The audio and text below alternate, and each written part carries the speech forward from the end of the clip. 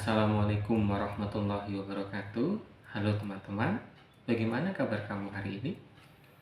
Jika kamu berbahagia, maka berbagilah kebahagiaan dengan orang-orang sekitar. Namun jika kamu sedang dalam lelahnya berjuang, tetap bersabar dan pasrahkan semuanya. Dan yakinlah Tuhan tidak akan menyia-nyiakan usaha hambanya yang tulus. Oke? Karena sejatinya kebahagiaan dan kesedihan akan silih berganti datang dalam kehidupan. Jadi tetap siapkan hati dan siapkan diri memberi reaksi terbaik ketika salah satunya datang menghampiri. Oke, hari ini kita akan membahas tentang fenomena yang terjadi dalam masyarakat, khususnya anak muda.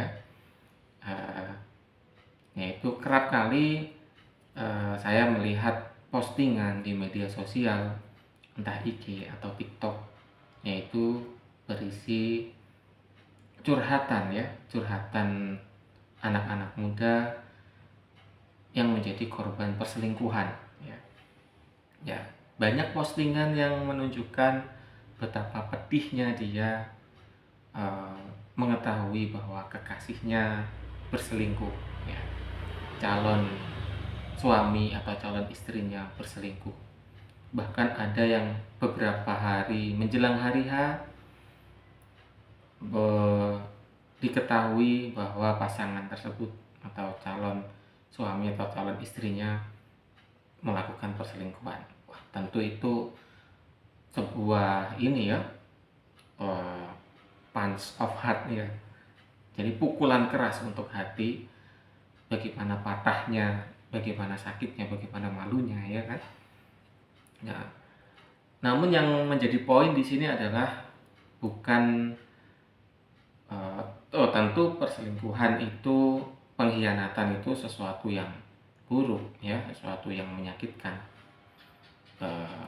Jika konteksnya sudah dalam suami istri, ya. Nah, yang jadi pokok bahasan hari ini adalah ketika dalam pacaran. Oke. Banyak juga anak-anak muda yang memposting menangkap basah pasangannya berselingkuh, ya. Terus diam-diam diikutin, ternyata jalan dengan orang lain. Nah, seperti itu. Lalu diposting dan mendapat banyak reaksi, ya. Ada yang mensupport, kan? Ada yang adu nasib, curhat balik, kan? Nah, namun begini teman-teman, perlu kita garis bawahi, pacaran adalah wujud cinta lawan jenis tapi tidak terikat hukum. Pacaran itu tidak terikat hukum negara maupun hukum agama. Bahkan dalam agama Islam pacaran itu tidak boleh, ya. Secara pedoman pacaran itu hukumnya haram, ya. Walaupun ya untuk masyarakat Indonesia tetap banyak yang menjalani aktivitas pacaran, ya, karena memang ya banyak faktor, ya. Ada yang bilang proses pendekatan, proses pengenalan satu sama lain, dan juga proses penyesuaian diri. Nah, namun kembali lagi, karena tidak ada hukum yang mengikat, ketika terjadi suatu perselingkuhan, ya, yang dikatakan pengkhianatan, maka si korban, ya, yang merasa korban ini pun juga tidak bisa melakukan apa-apa, ya. Ketika dia melabrak bahasanya, terus melakukan kekerasan, dia terkena hukum kekerasan, hukum penganiayaan, ya. Ketika ada yang sampai naudzubillah itu sampai bunuh diri karena sakit hati, dia yang menanggung ya dia dan keluarganya sendiri, ya, karena itu tadi lemahnya hukum untuk aktivitas pacaran, karena tidak ada hukum yang menaungi, ya. Ini dari sisi norma sosial. Terus ditambah lagi pacaran itu rentan sekali untuk sakit hati, Karena gini, eh, saat ini cinta itu besar, cinta itu memiliki efek yang besar ya bagi seseorang. Seseorang bisa melakukan sesuatu hal yang di luar ininya, di luar kebiasaannya karena cinta. Ya, seseorang bisa menjadi dirinya yang lain. Bahkan ada pepatah, ketika kamu melihat dunia dengan cara berbeda karena seseorang, berarti kamu mencintainya. Nah, seperti itu. Itu tidak salah. Dan cinta itu adalah fitrah manusia. Mencintai lawan jenis itu adalah fitrah manusia, ya. Tidak ada yang salah dengan itu. Dan fitrahnya lagi, ketertarikan memang kepada lawan jenis. Namun yang perlu digarisbawahi adalah caranya, bagaimana memelihara rasa cinta itu. Karena apa? Cinta itu rentan. Ya, cinta itu rentan. Jangankan yang pacaran, yang sudah menikah saja, perasaan cinta itu bisa labil, bisa tumbuh dan tenggelam. Namun dalam pernikahan yang sah, sudah ada hukum yang mengikat, yaitu hukum negara, karena sudah tercatat di negara kan, catatan negara sebagai suami istri memiliki hak dan kewajiban. Dan kedua, hukum agama. Nah, dalam Islam memiliki ada hak dan kewajiban untuk suami istri. Nah, karena memiliki pondasi hukum itulah cinta menjadi kuat. Ya, ketika cinta melemah, masih ada pondasi komitmen, yaitu kewajiban sebagai, misalnya yang laki-laki sebagai seorang suami, ya.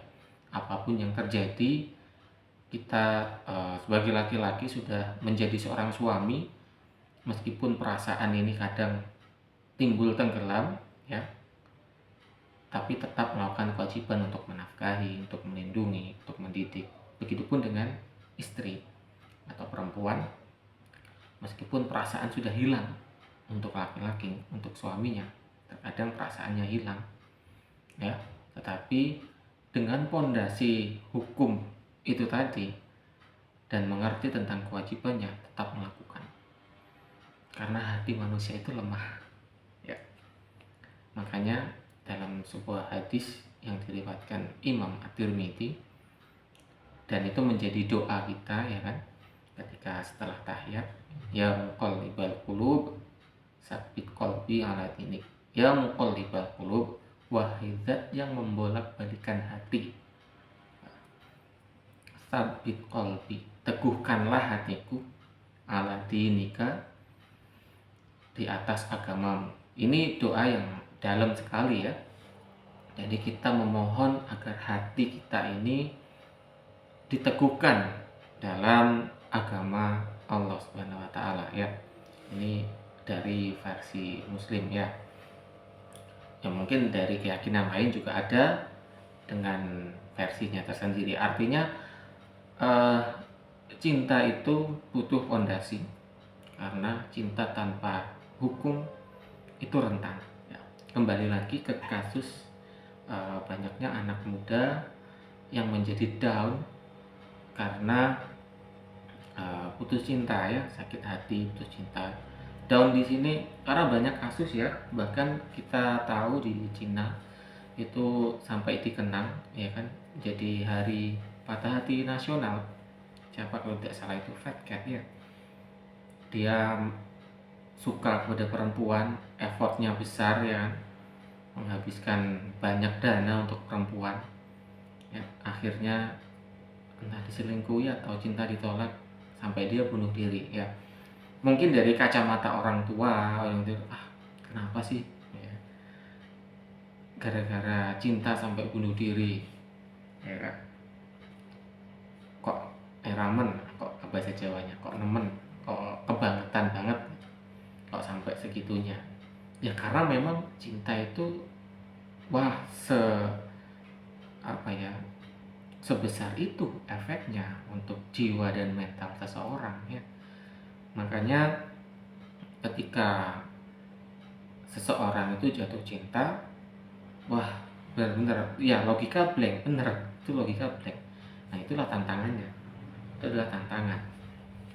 Jadi untuk teman-teman, untuk pemuda yang belum menikah, yang sudah nikah minimal sudah pada tahap berbeda lah ya memaknai cinta, khususnya yang belum menikah, meskipun saat ini kalian sangat mencintai pasangan, tapi tetap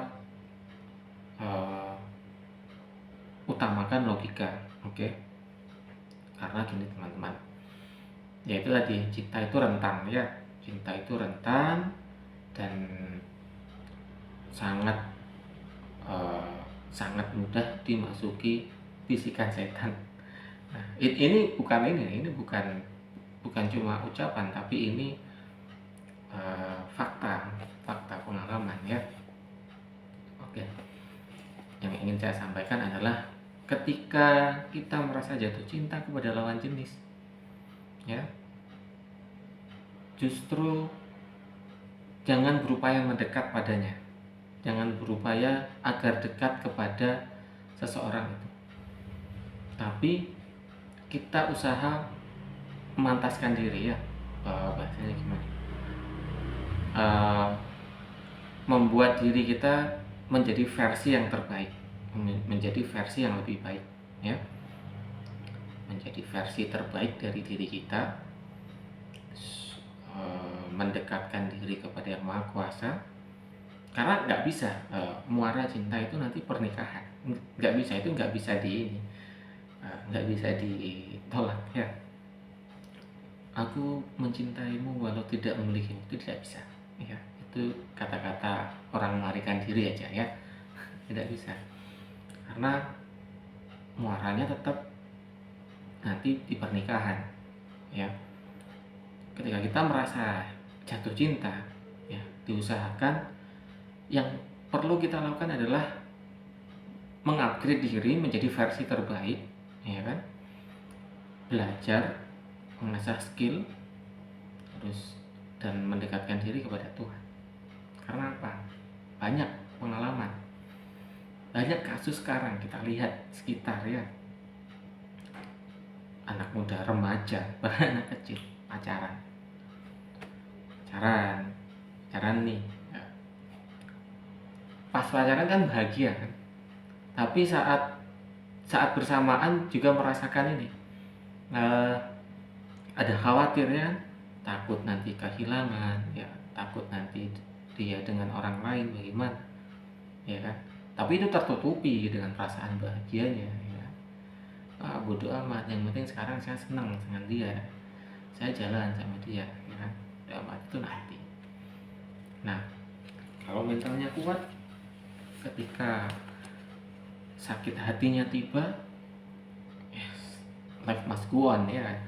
Tapi ketika mentalnya down ya, tidak sedikit dari saudara-saudara kita yang frustasi, depresi ya, bahkan ya sampai ada yang melakukan tindakan di luar batas karena patah hati. Jadi begitu teman-teman, untuk saat ini jika di antara teman-teman sedang menjalin hubungan ya, berusahalah pada track yang sehat. Oke, ini penting sekali, tetap jaga track yang sehat ya, karena Anda mungkin pacaran berapa tahun sih ya, pacaran berapa tahun, namun ketika Anda menikah itu Anda akan sampai meninggal, Anda akan sampai mati loh ya. Tetap jaga track, nggak ada ruginya, tetap berada di jalur yang sehat. Oke, nggak perlu ngikutin tren yang mengarahkan kepada kerugian diri. Oke, tidak laki tidak perempuan sama saja. Terus upgrade diri jadi versi terbaik kamu ya. Tidak perlu bersaing dengan orang lain, cukup bersaing dengan diri sendiri yang kemarin. Apa kekurangan kita kemarin, kita kejar ya. Oke, dan untuk menghindari hal-hal seperti ini, kekosongan, sakit hati ya kan, ya itu tadi, kalau sebagai umat muslim kita punya pegangan yaitu Al-Quran.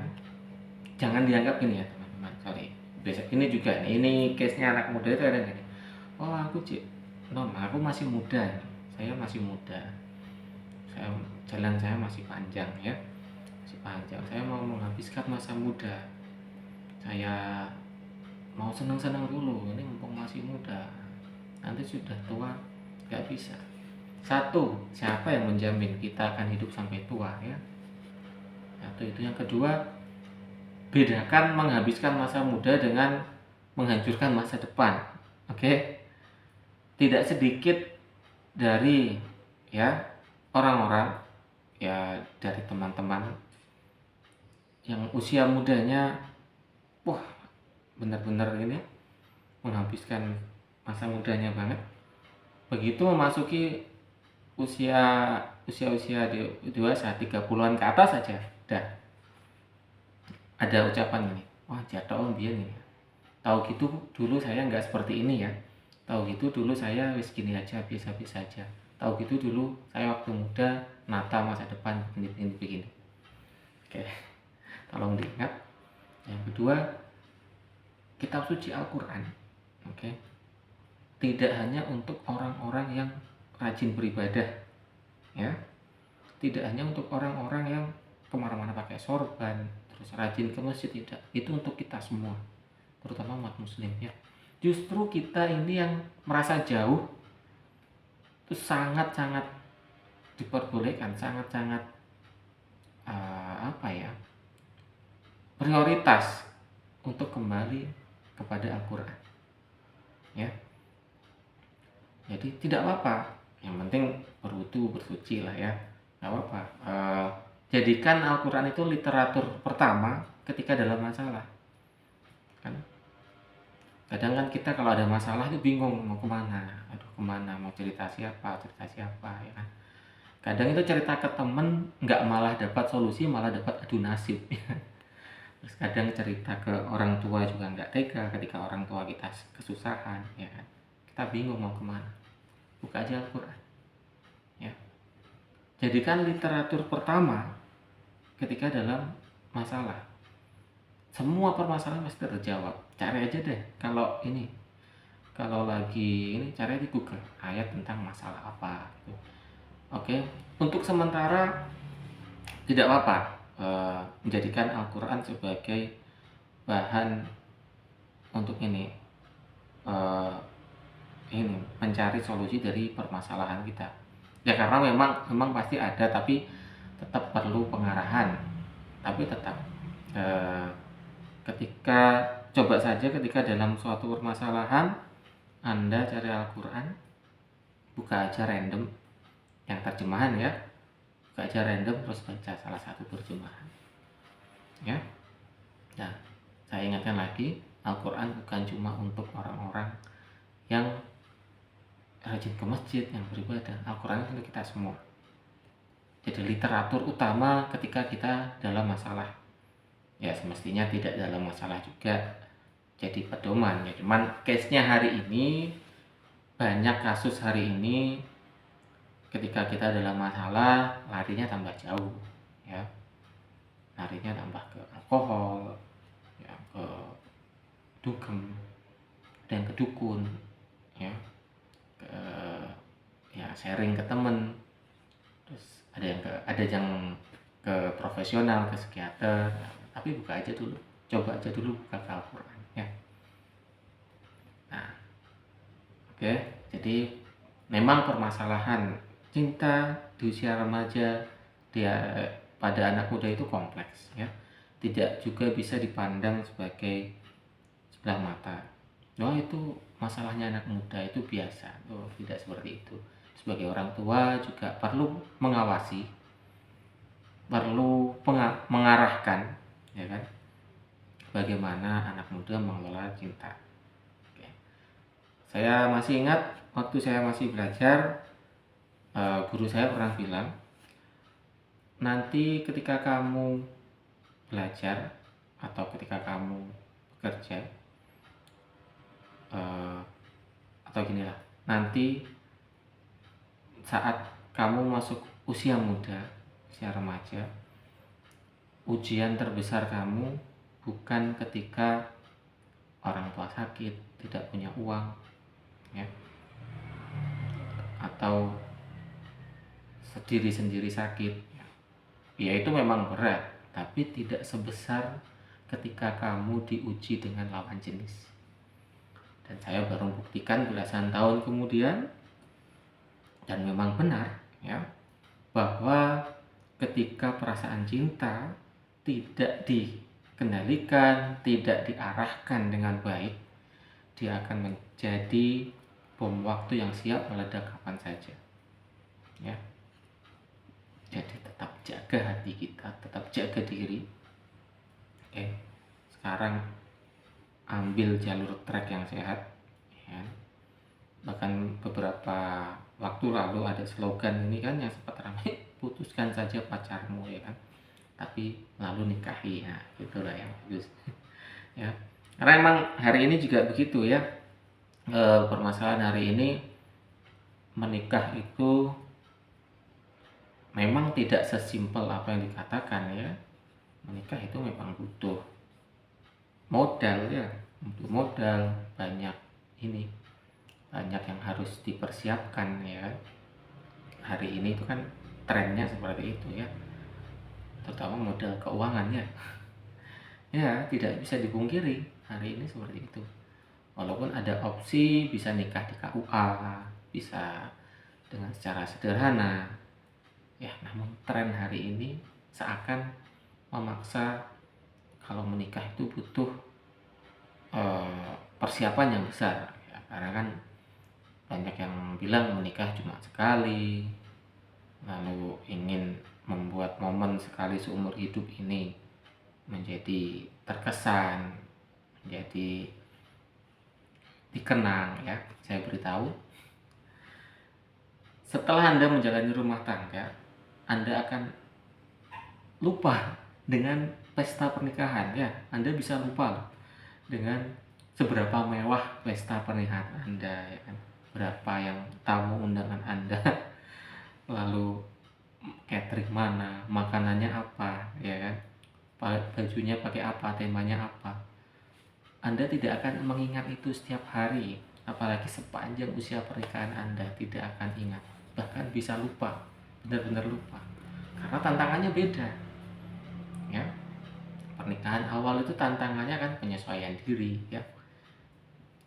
Penyesuaian diri ini baik yang ta'aruf ataupun yang pacaran lama sama, penyesuaian diri, ya, penyesuaian diri.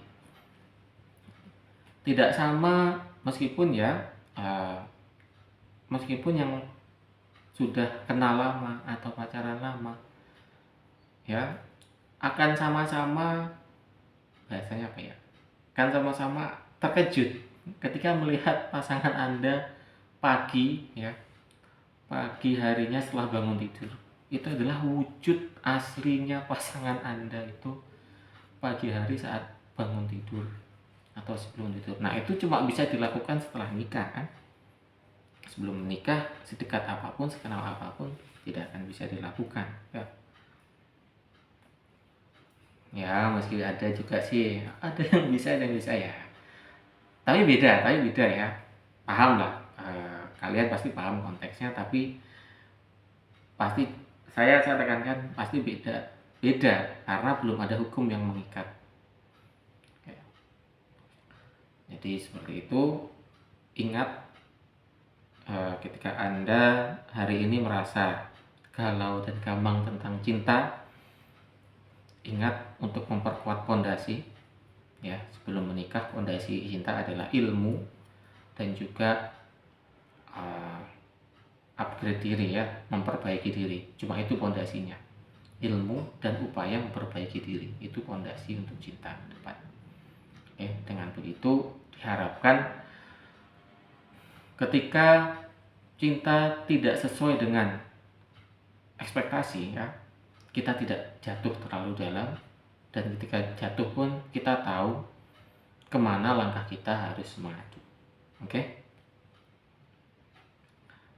Oke, baik teman-teman, mungkin itu saja sedikit hal yang bisa saya sampaikan.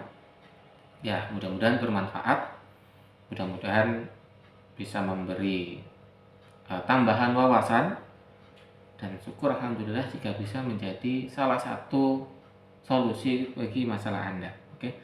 Jika ada tanggapan atau pertanyaan atau ada yang tidak setuju, boleh dicantumkan komen di bawah. Oke, nanti kita diskusi sama-sama. Oke, sekian dari saya. Terima kasih atas perhatiannya. Oke, mudah-mudahan sekali lagi mudah-mudahan bermanfaat. Billahi taufik wal hidayah. Wassalamualaikum warahmatullahi wabarakatuh.